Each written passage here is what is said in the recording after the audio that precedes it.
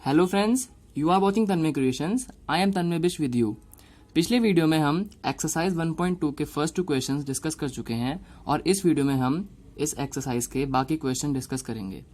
तो शुरुआत करते हैं क्वेश्चन नंबर 3 के फर्स्ट पार्ट से, जिसमें हमें पूछा है कि 12, 15 एंड 21 का हमें एलसीएम एंड एचसीएफ निकालना है with the help of prime factorization method. So इसको करने के लिए हम पहले इन तीनों नंबर का प्राइम फैक्टराइजेशन करेंगे। ठीक है, यहां पे लिखते हैं हम आंसर। सो 12 का प्राइम फैक्टराइजेशन होता है हमारा 2 स्क्वायर इंटू 3। आप इसको खुद कर सकते हैं ऐसे 12, 2, 6, 2, 3, 3, 1, तो ये बना 2 स्क्वायर इंटू 3। ऐसे ही 15 का बन जाएगा हमारा 3 into 5 and in the same way 21 can be written as 3 into 7। ठीक है, अब इन तीन नंबरों का हमने फैक्टराइजेशन कर लिया। अब हम निकालते हैं इनका एचसीएफ एंड एलसीएम। तो एचसीएफ निकालने के लिए पहले हम देखते हैं कि इन तीनों में कौन सा फैक्टर कॉमन है। कॉमन फैक्टर जो है हमारा, और वो हम देख सकते हैं कि 3 है। 3 इसमें भी आ रहा है, 3 इसमें भी आ रहा है और 3 इसमें भी आ रहा है। तो हमारा एचसीएफ सिंपली 3 हो गया। HCF is 3। ठीक है, HCF तो हमारा आ गया 3। अब हम बात करते हैं एलसीएम की। एलसीएम के लिए हमने पिछले वीडियो में भी देखा था, हम highest power of each factor लेते हैं। हाईएस्ट पावर, ठीक है, इसमें 2 की हाईएस्ट पावर क्या है? 2 है, तो आ जाएगा 2 का स्क्वायर। फिर है 3 की हाईएस्ट पावर 1 ही है सब में, तो वो 3 ही रहेगा। और सिमिलरली 5 और 7 भी 5 और 7 ही रहेंगे। अब इसको आप कैरी आउट करोगे तो 4 into 3 12 into 5 7 is 35 and this gives you 420.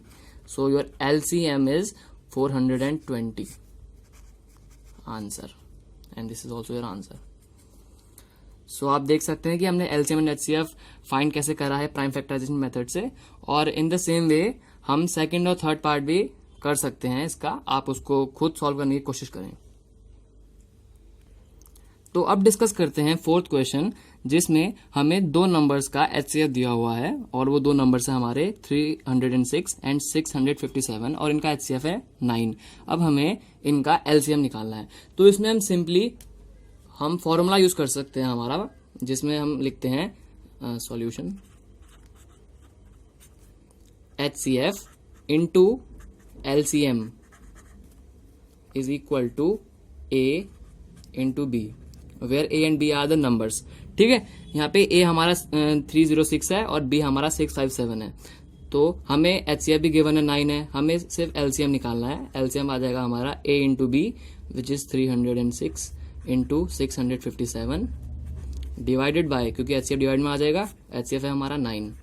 और जब आप इसको कैरी आउट करोगे तो ये आपका हो जाएगा 22338 and which is your answer.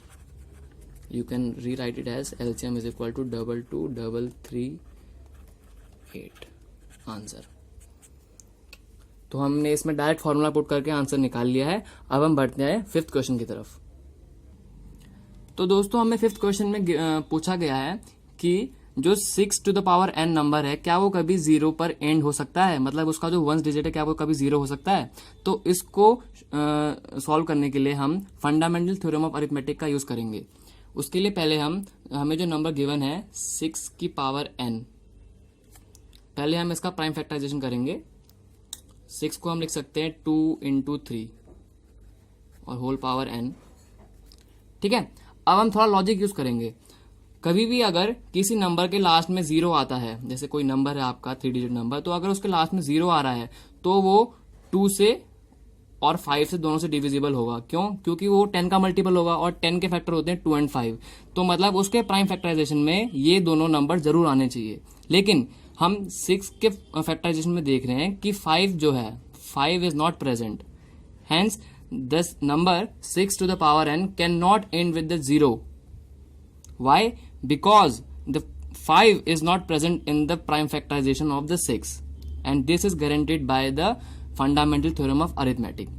तो ये बहुत इजी क्वेश्चन था और ये सॉल्व हो चुका है 5th क्वेश्चन। अब हम आगे बढ़ते हैं 6th क्वेश्चन की तरफ। तो अब 6 क्वेश्चन में हमने पूछा है कि उसने हमें 2 नंबर दे रखे हैं और हमें एक्सप्लेन करना है कि वो कंपोजिट नंबर क्यों है। तो मैं इसमें पहला पार्ट सॉल्व करता हूँ। 6 क्वेश्चन है ये, जिसमें हमारा फर्स्ट नंबर है 7 इंटू 11 इंटू 13 प्लस 13। हमें शो करना है कि ये कंपोजिट नंबर क्यों है। पहले मैं आपको बता दूं, कंपोजिट नंबर ऐसा नंबर होता है जिसके 1 और उस नंबर n को खुद को छोड़ के बाकी फैक्टर भी होते हैं। फॉर एग्जाम्पल आपका 6 है, तो 6 के फैक्टर क्या क्या हैं? 1 है, 2 है, 3 है और खुद 6 है। तो अगर 1 और 6 को हटा दें तो इसके 2 और फैक्टर भी हैं, इसलिए कंपोजिट नंबर है। अगर हम 5 की बात करें तो 5 के से 2 ही फैक्टर है, 1 और 5। इसका 1 और 5 को छोड़ के कोई और फैक्टर नहीं है, इसलिए ये प्राइम नंबर है, कंपोजिट नंबर नहीं है। हमें शो करना है कि ये नंबर कंपोजिट क्यों है। ऐसा करने के लिए पहले हम देखते हैं कि इन दोनों टर्म्स में आपका एक टर्म ये है और दूसरा टर्म ये है। इन दोनों टर्म्स में हमारा 13 जो है ये कॉमन है, 13 कॉमन है। तो हम 13 बाहर ले लेंगे और अंदर बचेगा इस टर्म में 7 इंटू 11 और यहां बचेगा +1 और ये बच गया 7 इंटू 7 77 +1 78। ठीक है, अब तो जो ये हमारा पूरा नंबर था इसके 2 अलग अलग फैक्टर आ गए, एक 13 भी आ गया, एक 17 भी आ गया, मतलब ये कंपोजिट नंबर होगा। It will be a composite number because it has 2 distinct factors, इसलिए ये कंपोजिट नंबर है। अगर इसमें 1 और वो खुद नंबर खुद भी आता तो ये सिर्फ प्राइम नंबर होता, जैसे कि हमारा 5 है। क्योंकि इसमें 6 की तरह 2 और 3 दूसरे 2 फैक्टर भी आ रहे हैं, इसलिए ये कंपोजिट नंबर है। और इसी वे में हम जो बुक में हमारा दूसरा नंबर दे रखा है उसको भी कंपोजिट प्रूव कर सकते हैं। तो अब बढ़ते हैं 7th क्वेश्चन की तरफ। तो दोस्तों अब बढ़ते हैं 7th क्वेश्चन की तरफ, जिसमें हमें गिवन है कि एक सर्कुलर फील्ड है, there is a circular field. अब इसमें 2 कैरेक्टर हैं, एक है सोनिया और एक है रवि। ये दोनों इस सर्कुलर फील्ड का चक्कर लगाते हैं। सोनिया को यहां से एक राउंड कंप्लीट करने में लगता है 18 मिनट्स का टाइम लगता है और रवि को वही राउंड कंप्लीट करने में 12 मिनट लगते हैं। ये हमें क्वेश्चन में गिवन है। ठीक है, अब उसने हमें पूछा है कि suppose they both start at the same point. अब सपोज आप करो कि दोनों के दोनों यहीं से शुरुआत करी उन्होंने अपने राउंड की and go in the same direction, और इसी डायरेक्शन में दोनों चले। After how many minutes will they meet again at the starting point. अब चलने के कितनी देर बाद, कितने मिनट बाद वो इसी पॉइंट पे वापस आएंगे, eight the starting point again. तो ऐसा करने के लिए सपोज सोनिया ने 18 मिनट लिए और रवि ने 12 मिनट लिए और उसके बाद भी वो लोग चक्कर लगाते रहेंगे। तो जिस पॉइंट पे, जिस टाइम पे वो इस पॉइंट पे वापस पहुंचेंगे वो होगा इन दोनों का एलसीएम।